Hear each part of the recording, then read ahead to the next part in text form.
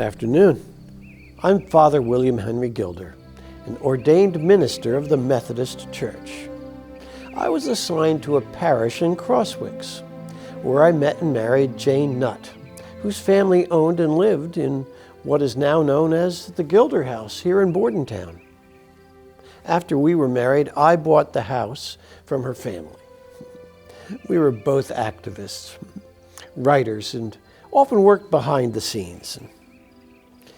So what's so special about our house? Well, I like to think our family embodied a sense of commitment to social equality, encouragement, and caring for people as well as the environment. You know, during the Civil War, we did not openly proclaim that our home, the Gilder House, was a stop on the Underground Railroad, yet we hid enslaved people seeking a free life before the Emancipation Proclamation was officially declared. Our family itself was like a quiet channel, a connection of people intertwining to forge a significant but sometimes sort of unconventional yet influential community. Our Gilder family spirit permeated a sense of compassionate wonder, I'd like to think. I also like to think that our family all shared a sense of warm-hearted, creative power. Our children, they were all amazing. But it was Watsy, my son, Richard Watson Gilder, who was born upstairs in this Bordentown house in 1844 and returned regularly to our country home, which we aptly named Bellevue, or Beautiful Sight. Our family was of modest means, and we worked to provide for each other. I think we were known for our honest, industrious commitment through which we enabled people to be their best selves. And we supported movements to stimulate the higher good for our country. Through Watsy's influence and his talents, he was in a position of being able to foster writing and to expedite liaisons that were not limited to local areas, but that had impacts on the world community. I, unfortunately, did not live long enough to thank Richard or tell him how proud I was of him, or any of my wonderfully gifted children. I loved my family, but I still felt a strong call to serve, to help end this horrendous conflict which was dividing our nation. Our second eldest son, William Henry, had already enlisted as a private, and he was stationed in the 40th Regiment of New York. He ended up on the staff of General Thomas Egan. I volunteered as a chaplain in the very same regiment, working with the sick and injured soldiers in the platoon of infirmary. It was there that I contracted smallpox, which was unexpectedly fatal. I was only 51 years old when I died in Brandy Station, Virginia. My wife, Jane, was left to fend for herself and our 6 children. John Francis became a composer and a pianist. William Henry Jr. was an explorer. Richard Watson was a poet and editor. Jeanette, a journalist, and Martina and Elmira, they were married mothers and had dedicated to their families. Robert Fletcher was a journeyman and an artist, and Joseph Benson was an editor. I'm proud and impressed with all of our offspring, but I would like to have stayed with them longer. Joseph, the youngest, was only 6 when I passed. At the age of only 20, Richard Watson needed to suspend his college studies to help his family after my death in 1864. In order to support and assist the family, Watsy applied for a job as a paymaster on the Camden and Amboy Railroad. However, he was too young and unaccustomed to being in the position of being unarmed and carrying cash, and too inexperienced to continue for more than a year. It was after that unsuccessful job encounter that Watsy began his career in journalism. He spent time interviewing politicians and researching material for his reports. This is how his motivation to reform worthy causes took root. His accomplishments were as varied as providing research, information, and advocating for prison reform to granting a charter for the Society for the Prevention of Cruelty to Animals. And of course, his job also required analyzing and reviewing books on a regular basis. I think it's significant that we're meeting my son, Richard Watson, now. You know, we live in such similar times. People need to be uplifted and invigorated with wisdom. In his lifetime, he attempted to consult, advise, and listen to powerful people from all walks of life. He was not only a humanitarian, but a successful and sensitive editor of the Century, which later became Scribner's, a prestigious New York publication. He was a writer, a poet, and a confidant to influential people like Grover Cleveland and Theodore Roosevelt. You know, there's a lot to learn about a person through the friendships that they keep. So what did Richard Watson have in common with his confidants? Obviously, he was a poet, a writer, so the connection to literary comrades was evident, especially since he had access to publishing and promoting their work as well. Watson received his LL.D. degree, which is a Doctor of Law, from Dickinson College in 1883. His friends, Ralph Waldo Emerson and Walt Whitman, were prominent in the Transcendental movement to promote the concept of individualism, idealism, and the divinity of nature. But that was just the beginning. He founded the Newark Morning Register, where he was editor, publisher, marketer, and opinion columnist. His column, The Old Cabinet, referred to an 8-foot-high mahogany cabinet owned by his great-grandfather and given to him by his dear Aunt Maria. He was the founder of the Anti-Spoils League and a co-founder of the International Copyright League, the Authors Club, and the Society of American Architects, just to name some of his more diversified accomplishments. Though Watson's writing was not part of the fireside poets, he was always in that arena. These are the only poets of that time that rivaled the popularity of British poets like Wordsworth and Coleridge. Watson was constantly seeking to elevate the people in his neighborhood through his circle of friends. You know, life was not easy in those times. Watson was very instrumental in the encouragement of artists, poets, and people seeking positive change to have an impact on everyday lives. I'm so grateful that my Gilder family were all striving to take people to a more positive level through art and poetry and involvement with the environment. They were committed to every aspect of the vitalization of these values. From the friendships Richard nurtured, it can be deduced the qualities he identified with as a person. The network of presidential kinship is more complicated. These include honesty, respect for individual integrity, and a sense of fairness. Richard Watson Gilder, known in my family as Watsy, was my father. Dad was first and foremost a writer. As his daughter, I retrieved letters he wrote throughout his lifetime, even documenting his Civil War efforts in the Battle of Gettysburg. He wrote and he wrote and he wrote. Dad enlisted with the 1st Philadelphia Battery under Captain James Parker Landis. Since he was only 19 years old, he needed parental consent to join the war effort. My grandfather was away with the Army of the Potomac, and my grandmother was not easy to convince to sign the permit.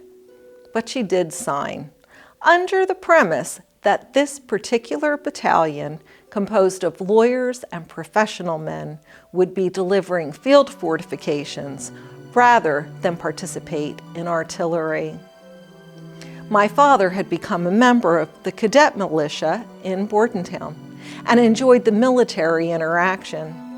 He wrote us recollections of his compatriots, hurriedly working at night, after digging to add depth to the trenches and height to the walls of the battlefields. It was the Gettysburg summer. There was great excitement in Philadelphia at the approach of the rebels. There was a great commotion, and it seemed to me a good time to go to war. I was underage, but 19, and I could not go without the written permission of my parents. My father was serving with the Army of the Potomac, and my mother was induced to consent to my going because I had convinced her that the battery to which I desired to enlist, namely the 1st Philadelphia Artillery commanded by Captain Landis, would build fortifications rather than be in the field. My mother was loath to sign the permit, but finally consented. The date of my enrollment was June 24th, 1863. Our battery was rather a tenderfoot organization, consisting largely of lawyers and professional men in general. Charles G. Leland and his brother were, like myself, privates in the company. We went in cattle cars to Harrisburg and crossed the river to the fort on the southern side of the Susquehanna. When we were told to break step in marching across the bridge, I had the feeling that indeed this was war, because I had heard that it was necessary for troops not to march as usual in crossing a bridge on account of the danger from the vibration that would take place. We went out to what was called Fort Couch on Hummel's Height. The fortifications were not complete when we arrived, and there was always lingered in my memory the picturesque scene of our working hurriedly in the trenches at night to send the wall higher and make the trench deeper. It was, in my mind, a truly military picture. The more military the situation, of course, the better I was pleased. Military scenes were by no means unfamiliar to me, as I had myself been a member of the cadet militia company in Bordentown. I was 3rd sergeant and secretary, as I remember. I had seen many troops in different places, but this new experience of being part of the war itself, actually enlisted in the services of the United States, was a constant source of interest and inspiration. I must now tell how I came to be number 1 on our gun. I'd never been trained in the artillery manual, although I know the infantry manual at arms quite well. Being a youth and slight, I was not at once detailed to go up to the battlements and take my place with the older men. One day, I was sitting in my tent at Fort Couch, and an officer who happened to pass found me crying. He asked me what was the matter, and I blurted out that I wanted to go front. He replied, "Oh well, we can settle that very soon." So he had me detailed for the purpose. When I got up to the line of fortifications, I was so delighted at being led to take right hold as a full-blown soldier that I suppose I was a pretty apt pupil, and my former training with small arms made me able quickly to learn the new drill. So much so that one of the officers came to me and asked if I would take charge of a gun. I told him that I thought it would be very rash to have one so inexperienced responsible for a gun. So instead I was made number 1 of the squad that had charge of our gun and went through the campaign in that capacity.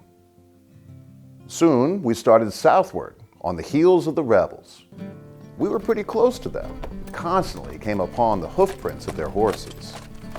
When we got within 2 or 3 miles of Carlisle, we were permitted to halt and rest.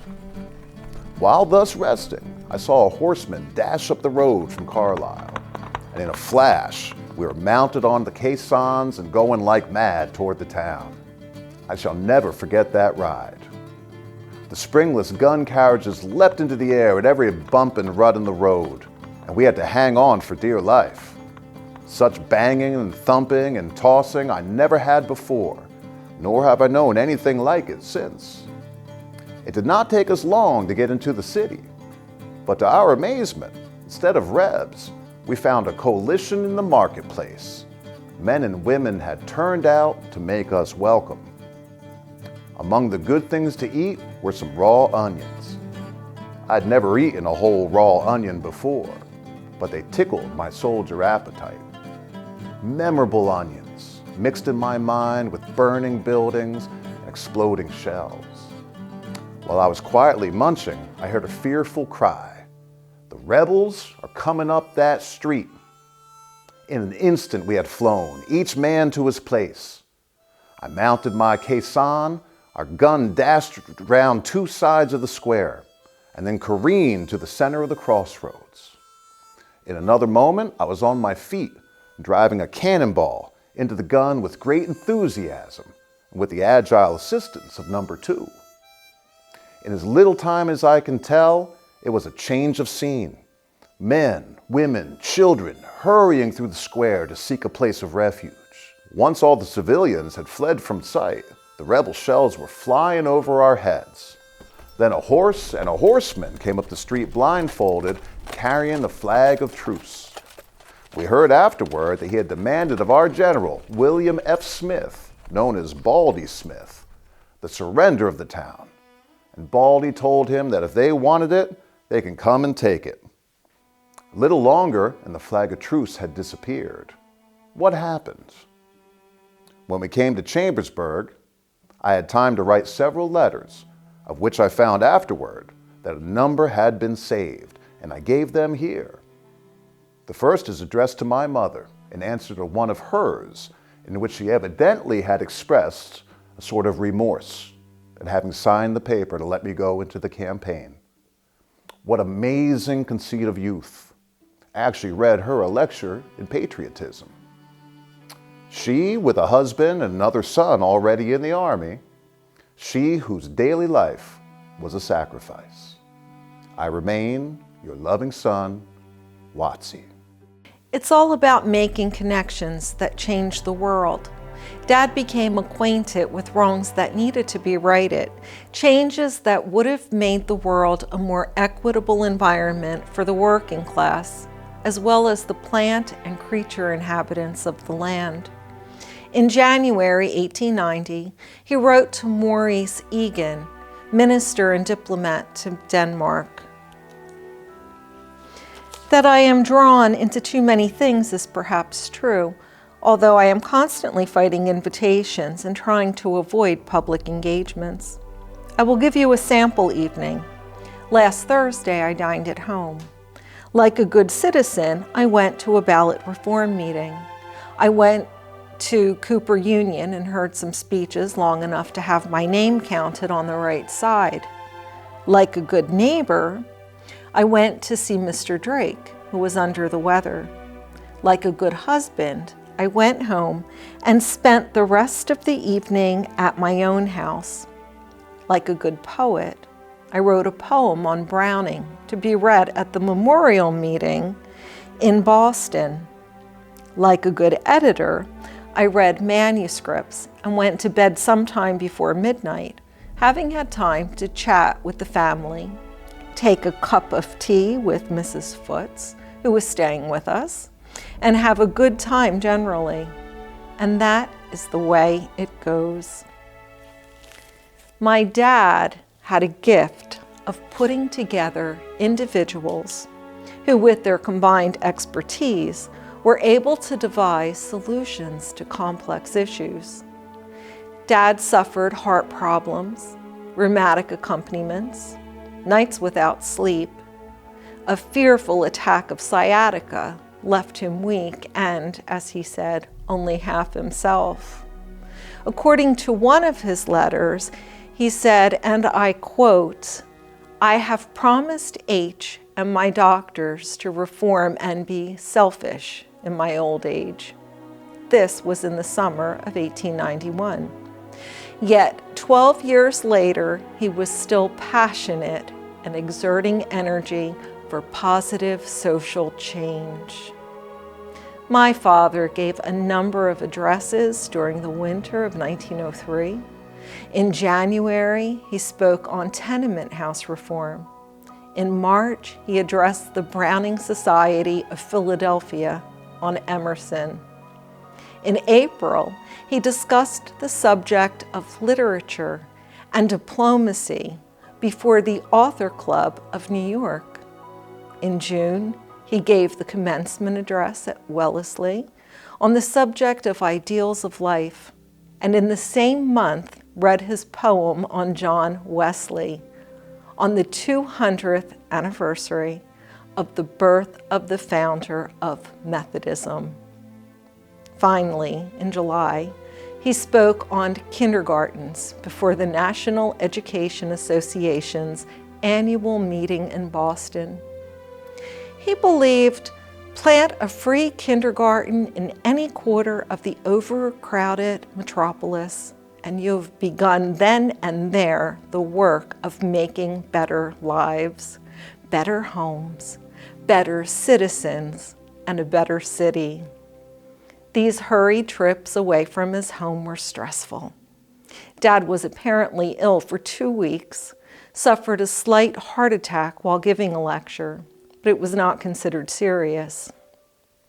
He died unexpectedly on November 19th, 1909. He was 65. Upon his death, Theodore Roosevelt wrote about him as, and I quote, "one of the truest, most delightful of friends. He combined courage, idealism, and wholesome common sense. No worthier American citizen has lived during our time," end quote. The confidants of Richard Watson Gilder were artists, writers, environmentalists, political activists. As Gilders, we were all dedicated, versatile, influential, and creative people. We did live in trying times as well. This close community in Bordentown is the resting place of many of our Gilder family members. The Bordentown Cemetery is now our home. The house on Crosswick Street was gifted to the city of Bordentown by our family in 1935. It is our fondest dream to keep the dreams and humanitarian work of our family alive through visits to this home.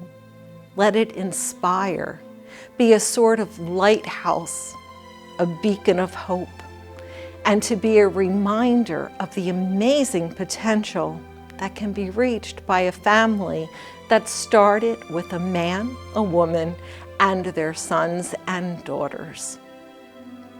Thank you so much for listening.